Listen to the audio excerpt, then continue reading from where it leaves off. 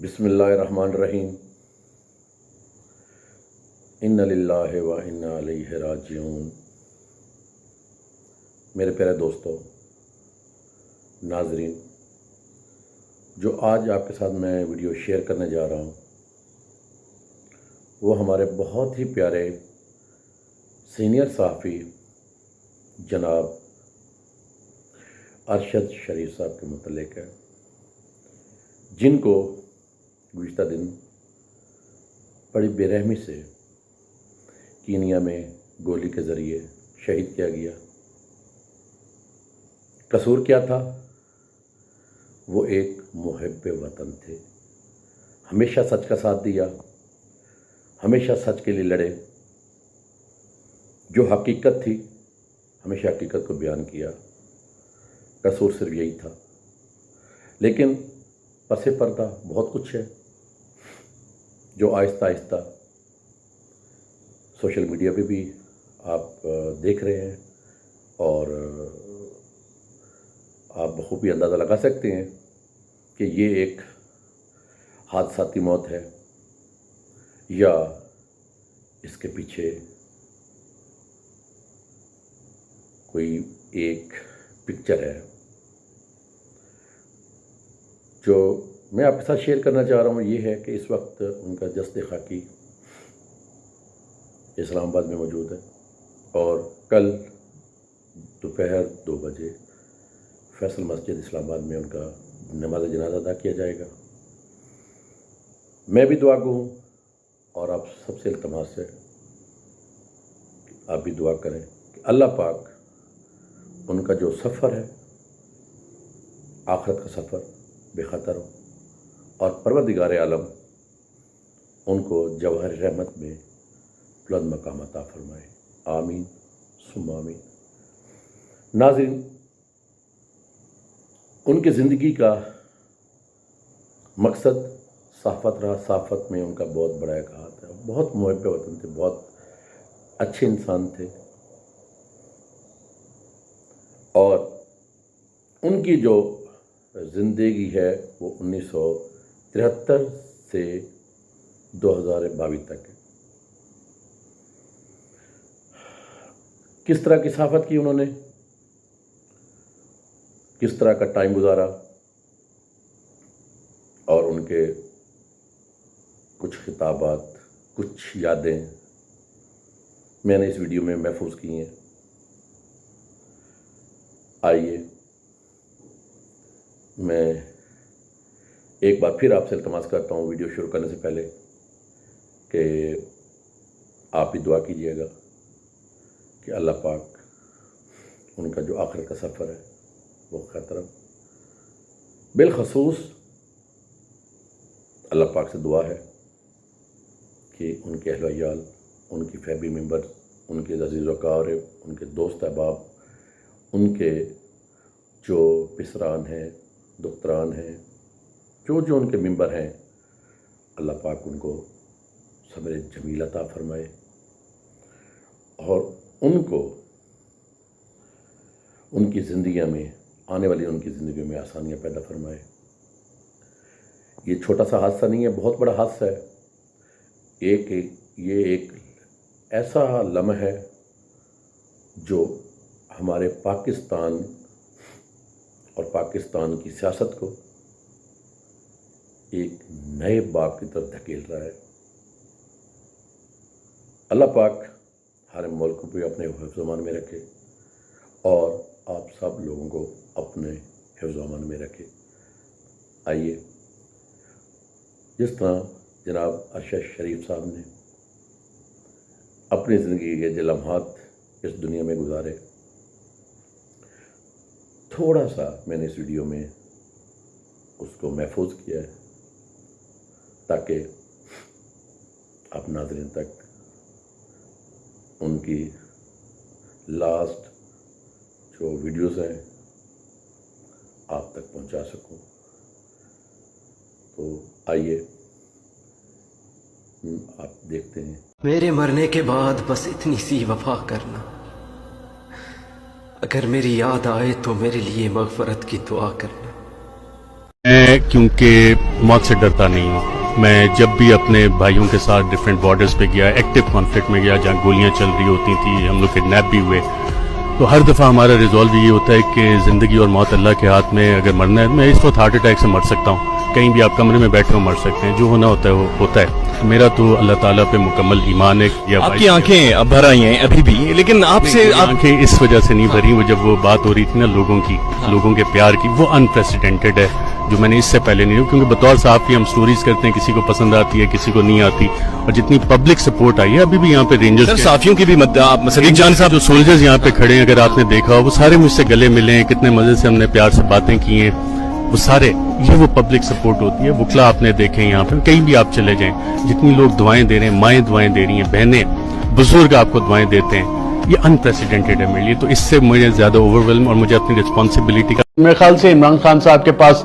وقت کم ہے، اور ان کو چاہیے کہ محترمہ بے نظیر بھٹو کی حکومت، جس طرح انہوں نے مڈ نائٹ جیکال کے تمام جو آدھی رات کے گیدڑ چیخیں مار رہے تھے ان کے نام بتائے تھے، وقت آ گیا ہے کہ عمران خان ایک ایک اس شخص کا نام بتائیں جو کہ operation mid night jackal part 2 کا حصہ تھا، جو آپریشن باقاعدہ طور پہ شروع ہوا، اور انٹیلیجنس بیورو کی جتنی رپورٹس عمران خان کے پاس موجود تھیں اس بیسس پہ عوام کو اعتماد میں لینا چاہیے۔ اس چیز کا انتظار نہیں کرنا چاہیے کہ عمران خان خود ہاؤس اریسٹ ہوں یا عمران خان کو اٹھا لیا جائے اور انہیں بھی اعظم سواتی کی طرح یا کہ شہباز گل کی طرح برہنہ کیا جائے، تشدد کیا جائے، اور پوری پارلیمنٹ کو شرم آنی چاہیے، قومی اسمبلی کے ممبران کو، سینٹ کے ممبران کو، کیونکہ وہ سب برہنہ ہوئے ہیں اور ان کو یہ چیز کا احساس آنے والے وقتوں میں ہوگا کہ میسج یہ دیا گیا ہے کہ تمہاری اوقات یہ ہے کہ تم سب ننگے ہو۔ بھی بیرون ملک جاتے ہیں انہیں بھی تحائف ملتے ہیں، کیا آئی ایس پی آر یہ لسٹ فراہم کرے گا کہ کس فوج کے سربراہ کو کون سے تحائف ملے،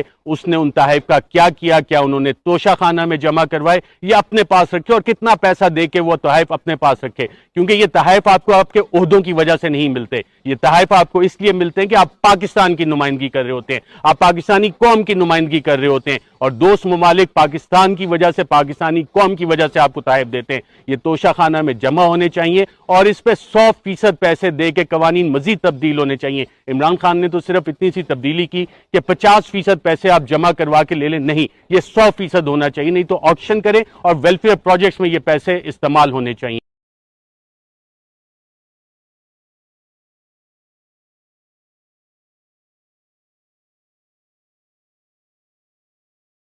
کوشش کیجیے عمران خان کے خلاف کرپشن کے کیسز نکالے جائیں۔ میری بھی ایک دو ملاقاتیں ہوئی کہ جناب آپ تو بڑی سٹوریز کرتے ہیں، میں نے کہا یار ایک شخص، اور یہ عمران خان صاحب بیٹھے ہیں، شاید آپ میں سے بہت سے لوگوں کو نہ پتا ہو، پی ایم آفس میں ہمارے بھی ذرائع ہوتے ہیں، اکثر پوری کابینہ پریشان ہوتی تھی کہ جناب بات ہم نے کی ہے کہاں سے پتہ لگ گئی۔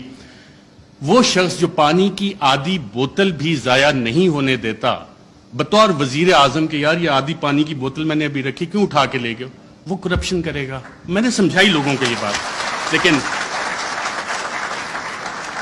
پلے بک کیونکہ وہی پرانی تھی، کیا کرپشن کے کیسز نکالو، ڈسکریڈٹ کرنا ہے، کرپشن تھوپنی ہے، مسٹر اے بی سی کا فلانا دوست ہے اس سے نکال کے لاؤ، کچھ نہیں۔ آج 2.25 مہینے ہو گئے، کوئی کرپشن نہ نکلے گا، عمران خان کا کرپشن کا کیس نہیں نکل سکتا، نہ نکلے گا۔ میں نے بتائی کہ نہیں آپ کچھ کوشش، میں کہا میں یہ کوشش نہیں کر سکتا کیونکہ مجھے یہ پتا ہے کہ عمران خان کی کرپشن نہیں نکلنی۔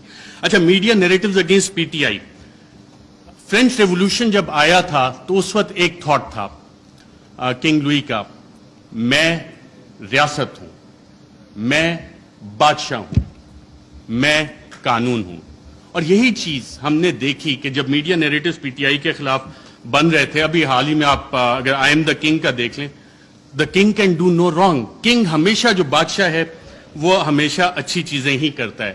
فیٹے پہ پوری حکومت نے کام کیا، ہماد اظہر بھی ادھر ہیں، لیکن پی ٹی آئی نے کام نہیں کیا، بادشاہ نے سب سے اچھا کام کیا۔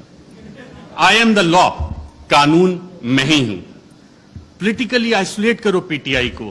آج پی ٹی آئی واقعی پولیٹیکلی آئسولیٹڈ ہے۔ کون سی سیاسی جماعت ہے جو پی ٹی آئی کے ساتھ اتحاد میں کھڑی ہے؟ سب ایک طرف ہو گئے، لیکن ایک سٹرینتھ گین ہوئی اس میں، پاکستان کی عوام بغیر کسی کال کے نکل آئے، اور شاید جو وزیر اعظم عمران خان کا آخری دن تھا وزیر اعظم ہاؤس میں، اس وقت جو لوگ نکلے اور جنہوں نے رپورٹ کیا، آئی تھنک عمران ریاض تھے، باقی ہم لوگ بھی تھے، ان سب نے ایک بات نوٹ کی، آپ نے خود بھی اپنا دفتر چھوڑنا ہونا کافی ٹائم لگتا ہے، کہ ایک شخص فوراً اٹھ کے چلا گیا اور کہا جب سوال جواب ہوئے کوئی رہ تو نہیں گیا کہ اکیلا کر دیا ہے، اب اس کے ساتھ کس نے کھڑا ہونا ہے؟ پاکستان کی عوام کھڑی ہوئی۔ یہ وہ ڈفرینٹ فیکٹر تھا، چینج تھی جس کو کسی بھی سازشی نے کیٹر نہیں کیا ہوا تھا۔ یہ وہ ویریبل تھا، عوام کا ویریبل تھا جس کی وجہ سے یہ چیزیں۔ میں کوئکلی تھوڑا سا 2 منٹ اگر آپ کی اجازت ہو تو سائفر کے اوپر بھی بات کرنا چاہوں گا۔ سائفر پہ بھی میڈیا نیریٹیوز بڑے بڑے مزے کے بنے، اس پہ اور ڈیبیٹ بھی ہو سکتی تھی، کافی مزے کی چیزیں تھی۔ پہلا کیا بنا جی، پہلی میڈیا نے رپورٹ کرنا شروع کیا اور باقاعدہ یہ بتایا گیا کہ جی سائفر تو ایگزسٹ ہی نہیں کرتا، سائفر نام کی تو کوئی بلا ہی نہیں ہے۔ پھر دوسری چیز ہے میڈیا کی یہ سٹوریز آئیں اور ریکارڈ کے اوپر موجود ہیں، پرنٹ کیے ہیں، ٹی وی پروگرامز ہیں کہ سائفر تو یہ ایزمپشنز پہ بیسڈ ہے، وہ ایزمپشنز ہیں ہمارے ایمبیسڈر کی یا کس کی۔ پھر یہ بھی کہانیاں میڈیا میں آئیں کہ جی یہ تو فارن آفس میں خود ہی پی ٹی آئی والوں نے بیٹھ کے بنا لیا ہے، یہ تو شاہ محمود قریشی نے خود ہی بیٹھ کے بنا لیا ہے۔ پھر جب وہ بھی ساری چیزیں، کیونکہ سائفر ایگزسٹ کرتا تھا، سائفر موجود تھا، پھر کہا گیا جی کانسپریسی کا ایویڈنس کوئی نہیں ہے۔ اچھا پھر عمران خان بطور وزیر اعظم بھی میرا خیال وہ کرکٹ کھیل رہے تھے، اور جب انہوں نے کہا تھا کہ مینٹلی میں اسٹرانگ ہوں تو بہت سے لوگوں نے انڈر ایسٹیمیٹ کیا۔ انہوں نے کابینہ کی بھی کمیٹی بلائی، کابینہ کی اسپیشل کمیٹی غالباً 30 مارچ کو ہوئی۔ 30 مارچ کو میں نے سابق وفاقی وزراء سے پوچھا، وہاں کانسپریسی کی بات بھی ہوئی، کانسپریسی کا ذکر بھی اس میں ہوا، اور پھر 31 کو نیشنل سیکیورٹی کمیٹی بھی انہوں نے بلا لی اور اس کا بھی مور اس پہ لگ گئی کہ بلیٹنٹ انٹرفیرنس۔ اور اس کے آخری پیراگراف میں ایک لفظ لکھا ہوا ہے کہ جو 31 کو نیشنل سیکیورٹی کمیٹی کی میٹنگ ہوئی اس نے 30 مارچ کے جو منٹس اسپیشل کیبنٹ کے ہیں ان کو ریٹیفائی کیا۔ اب 30 مارچ کو آپ سب وفاقی وزراء جو اس میں بیٹھے تھے، اس وقت کے وزیر اعظم اس میں بیٹھے تھے، ان سب نے کانسپریسی اور سازش کا لفظ اس میٹنگ میں ذکر کیا۔ یہ میرے ذرائع نے مجھے بتایا ہے، آپ سبھی یہاں پہ بیٹھے ہیں، اگر کسی نے کانٹراڈکٹ کرنا ہے تو سابق وزیر اعظم خود بیٹھے ہیں، وہ کر سکتے ہیں کہ 30 مارچ کو جو اسپیشل کیبنٹ میٹنگ تھی اس میں سازش کا ذکر ہے، بالکل سازش کا میں ایز اے جرنلسٹ کلیم کر رہا ہوں۔ پھر یہ کہا گیا کہ جی وہ انٹیلیجنس ہم نے خود ہی کر لی، اور انٹیلیجنس کی بیسس پہ آبویسلی اس پہ سوال اٹھے کہ انٹیلیجنس، ہمارے انٹیلیجنس کے ادارے بہت اچھا کام کرتے ہیں، دہشت گردی کے خلاف بہت اچھا کرتے ہیں، پاکستان کی سیکیورٹی کے لیے بہت اچھا کام کرتے ہیں، لیکن مسئلہ یہاں پہ آتا ہے کہ جب انہیں ڈریگ کیا جائے سیاسی معاملات میں اور یہ کہا جائے کہ جی انویسٹیگیشنز ہوئیں، کون سی انویسٹیگیشنز، یہ سوال ہوا ہے۔ اب ریجیم چینج میں انٹیلیجنس کا ایک بنیادی کردار ہوتا ہے، انٹیلیجنس انفارمیشن کا بنیادی کردار ہوتا ہے۔ اگر آپ اگلی سلائیڈ کریں ذرا، Colin Powell U S secretary of state, U N security council میں انٹیلیجنس انفارمیشن کی بیس پہ انہوں نے کہا جی یہاں پہ یہ والے ویپنز عراق میں موجود ہیں، یہ کیمیکل ویپنز ہیں، یہ نیوکلیئر ویپنز وہاں پہ وہ بنا رہے ہیں۔ عراق اور ختم ہو گئی، عراق تباہ ہو گیا۔ یہ اس انٹیلیجنس انفارمیشن کی اوقات تھی، ویلیو تھی، جو آج تک نہیں ملی۔ میں ایک اور آپ کو افغانستان سے ریلیٹڈ انٹیلیجنس انفارمیشن دیتا ہوں، انٹیلیجنس ڈس انفارمیشن، کہ اسامہ بن لادن کے پاس نیوکلیئر ویپنز ہیں، اور اسامہ بن لادن کے پاس نیوکلیئر ویپنز، اگر آپ یہ سٹوری دیکھیں تو یہ جسٹیفائی کرنے کے لیے تھی کہ جی افغانستان میں امریکہ نے حملہ کرنا ہے، اور اس وقت آپ تمام امریکی اخبارات اٹھا لیں، ورلڈ ایکسکلوسیو ڈان نے بھی فرنٹ پیج پہ چھاپا کہ جی ایک ایکسکلوسیو انٹرویو ہوا ہے، اسامہ بن لادن کے پاس نیوکلیئر ویپنز ہیں۔ وہ نیوکلیئر ویپنز آج تک نہیں نکلے۔ تو یہ ہوتی ہے انٹیلیجنس انفارمیشن۔ جب تک آپ تحقیقات نہیں کرتے، اسے ویریفائی نہیں کرتے، بہت سی جے آئی ٹیز میں انٹیلیجنس انفارمیشن آتی ہے، بہت اچھا کام ہوتا ہے، لیکن اس کی ویریفیکیشن چاہیے ہوتی ہے۔ انٹیلیجنس اور انٹیلیجنٹ انفارمیشن میں فرق ہوتا ہے۔ اس کے علاوہ بہت ساری چیزیں ہیں، پروپیگنڈا پہ اگر ہم جائیں، ڈی کلاسیفائڈ ڈاکومنٹس بہت سارے آ گئے، چلی کے حوالے سے، ایران کے حوالے سے، کیونکہ ٹائم میرے پاس کم ہے، میں نے کہا یہ والے لارجر ایشوز آپ کے سامنے رکھوں۔ پی ٹی آئی کی حکومت میں جب ہم یہ دیکھتے ہیں تو ہم خبریں دیکھ رہے تھے، میڈیا میں آ رہی ہیں کہ جی جو بائیڈن جو ہے وہ کال نہیں کر رہا، فارن آفس کا رابطہ ہو رہا ہے، پاکستان کے foreign minister Shah Mahmood Qureshi, U S national security advisor Anthony Blinken سے فارن آفس نے رابطے کی کوشش کی، نہیں ہوا، لیکن بلاول آتے ہیں، ان کے سارے رابطے ہو جاتے ہیں۔ تو یہاں سے آپ جب میڈیا کی وہ خبریں نکال کے دیکھتے ہیں تو آپ کو ایکسٹرنل فیکٹر اور وہ لنکیجز کہ یہ فیصلہ وائٹ ہاؤس میں ہوا، U S N S C میں ہوا، اور اس کا ذکر اب میڈیا میں یہ سوال ابھی تک ڈیبیٹ نہیں ہوا کہ کیا اس کا فیصلہ وہاں پہ ہوا تھا، نہیں ہوا تھا۔ وہ سائفر اگر پبلک ہوتا ہے تو اس میں یہ سوالات اٹھیں گے یقیناً کہ یہ فیصلہ اس لیول پہ، اسٹیٹ کے لیول پہ یو ایس اسٹیٹ نے کیا، صدر جو بائیڈن نے کیا، اور صدر جو بائیڈن جو نیو کانس تھے، the plan for the new American century, اس کا باقاعدہ طور پہ حصہ تھے۔ جس کے بعد ہم نے دیکھا 2001 کے بعد پوری دنیا میں ڈیفرنٹ ریجیم چینج آپریشنز باقاعدہ طور پہ لانچ کیے گئے. عراق اس کی ایک مثال ہے. انٹرنل فیکٹرز پہ جب ہم آتے ہیں, میں بڑا بریف رکھوں گا کیونکہ ٹائم بتایا گیا 10 منٹ ہے. انٹرنل فیکٹرز کو جب ہم دیکھتے ہیں تو اس میں ذاتی انا کے مسئلے آ جاتے ہیں, کچھ اداروں کے مسائل آ جاتے ہیں, کچھ سیاسی مفادات آ جاتے ہیں. اور اس میں ایک سوال جب ہم انٹرنل فیکٹرز کا دیکھتے ہیں تو بڑا سوال یہ بنتا ہے کہ ملک کا کون سوچتا ہے, پاکستان کا کون سوچتا ہے. کیا ہم صرف انڈیویجولز کا سوچیں گے, کیا ہم صرف ان اداروں کا سوچیں گے کہ جی اداروں کی انا بڑی ہوگی یا انڈیویجولز کی انا بڑی ہوگی ہے, پاکستان کا کون سوچ رہا ہے. کیا وزیر اعظم عمران خان اس وقت پاکستان کا سوچ رہا تھا یا انڈیویجولز کے بینیفٹس دیکھ رہا تھا. اور کیا یہ جو ریجیم چینج کانسپیریسی ہے اس میں جو میڈیا نیریٹیوز بنے وہ کس طرح کے بنے, اس میں انڈیویجولز اور انسٹیٹیوشن نے ڈومینیٹ کیا یا پاکستان کا سوال کسی نے اٹھایا. اس حوالے سے میڈیا نیریٹیوز اس حوالے سے سائلنٹ ہیں, اس میں آپ کو انسٹیٹیوشنل اور انڈیویجول ڈومیننس نظر آتی ہے.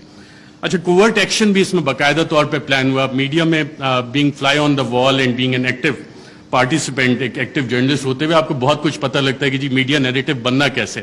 اکثر جو حکومتیں بیٹھی ہوتی ہیں ان کو سب سے آخر میں پتہ لگتا ہے کہ ہمارے ساتھ ہو کیا رہا ہے. میڈیا کو پہلے پتہ لگ جانا شروع ہو جاتا ہے کیونکہ کوورٹ ایکشن میڈیا نے پبلک اوپینین شیپ کرنا ہوتا ہے, پاپولیشن کو بتانا ہوتا ہے کہ جناب یہ حکومت کے ساتھ مسائل ہیں, اور وہ کہانیاں شروع ہو جاتی ہیں. اور یہ ڈاکومنٹڈ ہے اس سارے کیس میں بھی.